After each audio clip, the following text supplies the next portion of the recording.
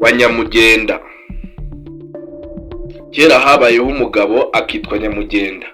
Bukeye ajya kuragira inka ze. Ageze mu rwuri ahura na Nyiramushi, umushikazi w'impyisi. Nyiramushi ati waramutseho Nyamugenda. Nyamugenda ati waramutseho nawe Nyiramushi. Impyisi iragenda. Bukeye igaruka iti waramutseho Nyamugenda. Ati yego. Impyisi iti mbese iyi ntama yawe irarahe? Nyamugenda ati intama yanjye iri iruhande rw'ikigega.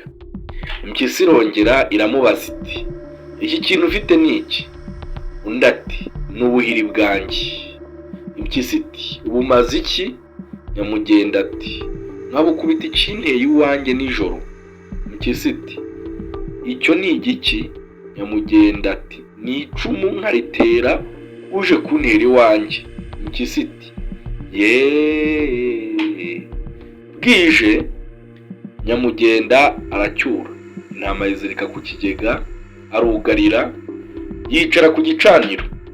Impyisi nayo ijya kubwira zene wayo ziti nimuze njye kubereka aho tujya gukura intama. Izindi mpyisi ziti hoki. Ziragenda. Ngo zigere ku rugo, impyisi irazibwira ngo nizibe zoroheje, zigume ku irembo, ibanze ijye kugenzura. Izo mpyisi zari eshatu, harimo Nyamuvuna na Gacinyanzugi na Nyiramushi nyina wazo. Iragenda isesera mu myugariro ngo igere ku rugo imbere, ibona ya ntama aho iziritse ku kigega.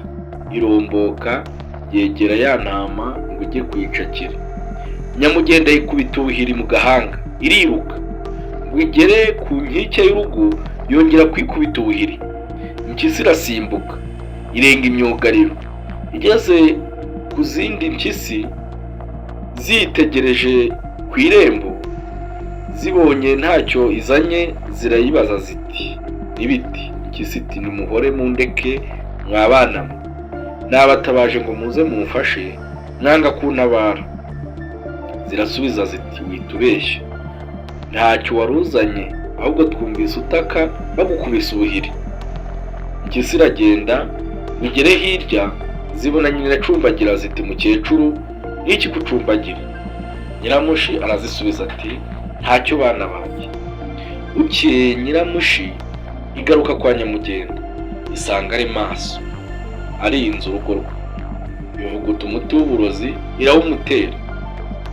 Umuti ikiwumugeraho araraba ahita asinzira. Impyisi ibonye amaze gusinzira, ifata ya ntama ikubita hasi irayica, irayiheka, iragenda ishyira abana inyama bararya.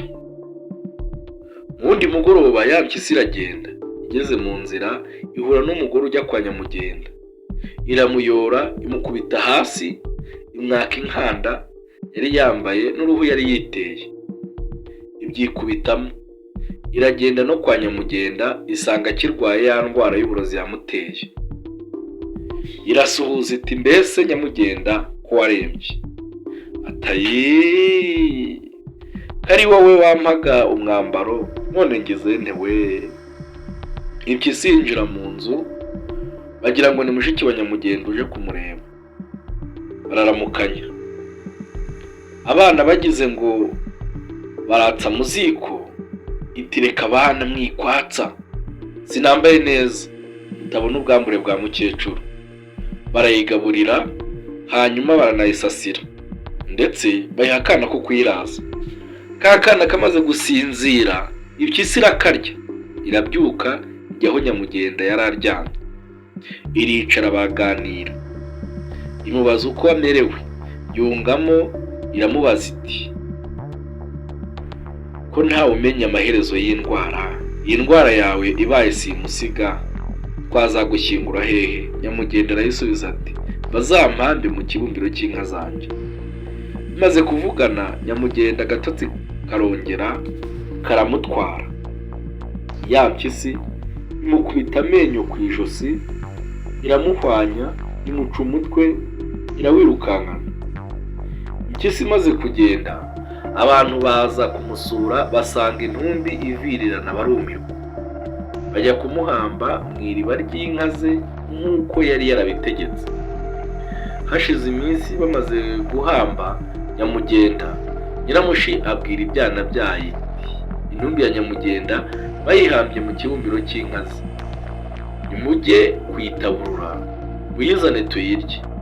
Impyisi ziragenda zitaburura intumbi ya Nyamugenda, zirayikorera ziyijyana mu isenga ryazo, zirayisangira zirayirya.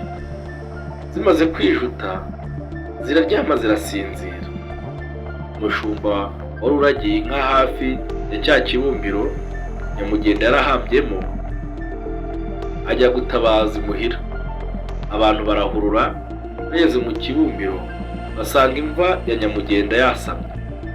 Bakurikira inkora y'aho impyisi zanyuze, bagera ku isenga ryazo basanga za nyamunsi zisinziriye zijuse intumbi ya Nyamugenda. Bazahukamo bazikubita amahiri barazitsemba. Nguko uko impyisi Nyiramushi yagerageje kwiba intama ikarya na nyirayo Nyamugenda, hanyuma ikaza kubizira kandi igapfana n'izayo zose. Imigani nyarwanda, impyisi ihora igaragaraho ubusambo n'ubuhubutsi. Si njye wahera